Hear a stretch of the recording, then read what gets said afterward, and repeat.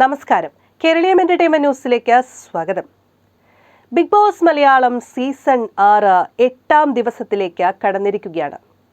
തൃശൂർ സ്വദേശിയും അവതാരകനും ഗായകനുമെല്ലാമായ രതീഷ് കുമാറാണ് സീസൺ 6 ഹൗസിൽ നിന്നും ആദ്യമായി പുറത്തായത്. തുടക്കം മുതൽ ഇതുവരെയും ഹൗസിൽ ഏറ്റവും ആക്റ്റീവായിരുന്ന മത്സരാർത്ഥിയായിരുന്നു രതീഷ് കുമാർ. പക്ഷേ ആവശ്യത്തിനും അനാവശ്യത്തിനും വഴക്കുകൾ സൃഷ്ടിച്ച സ്ക്രീൻ സ്പേസ് കണ്ടെത്താൻ ശ്രമിച്ചത് പ്രേക്ഷകരിൽ രതീഷിന് നെഗറ്റീവ് ഇമേജ് നൽകി. അതിനാലാണ് ആദ്യ ആഴ്ചയിൽ തന്നെ പ്രേക്ഷക പിന്തുണയുടെ കുറവ് മൂലം രതീഷ് പുറത്തായത്.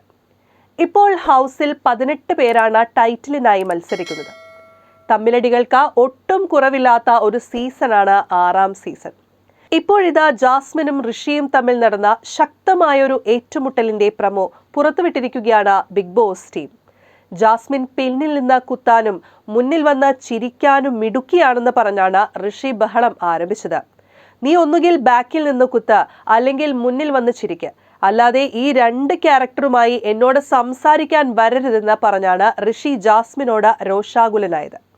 വൃത്തികെട്ട കളി കളിക്കേണ്ടെന്ന് പറഞ്ഞ് സോഫയിലെ കുഷൻ വലിച്ചെറിഞ്ഞ ഋഷി ദേഷ്യം തീർക്കുന്നതും പ്രമോയിൽ കാണാൻ സാധിക്കും.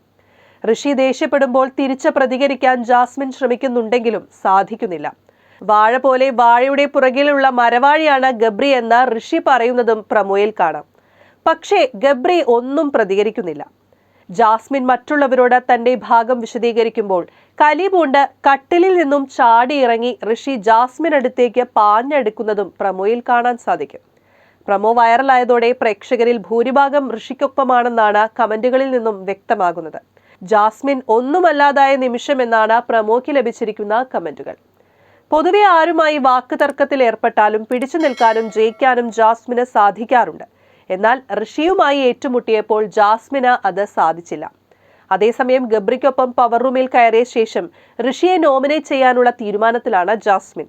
പവർ റൂമിൽ യമുനയും ജാൻമണിയുമായി സംസാരിക്കവേ ജാസ്മിനും ഗബ്രിയും ഇക്കാര്യം പറയുകയും ചെയ്തു.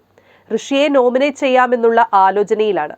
എല്ലാവരോടും സോപ്പിട്ട് നിന്ന് സേഫ് ഗെയിം കളിക്കുകയാണ് ഋഷി.